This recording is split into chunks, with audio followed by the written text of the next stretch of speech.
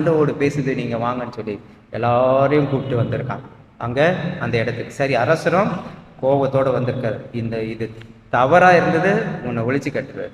அங்கே போனோடனே அந்த மண்டை ஓடு இருக்க இடத்துக்கு போனோடனே இங்கே அந்த வழிபோக்கர் சொல்கிறார், இதோ இந்த மண்டை ஓடு தான் பேசுச்சு.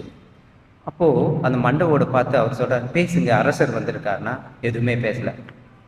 திரும்ப மக்கள்லாம் வந்துருக்குறாங்க, பேசுங்கன்னு சொல்லியிருக்காரு. அப்போ கதறுனா, ஐயோ பேசுங்க, இல்லைன்னா ஏதாவது ஆகுனா, அப்பயே மண்டை ஓடு அமைதியாக இருக்கு.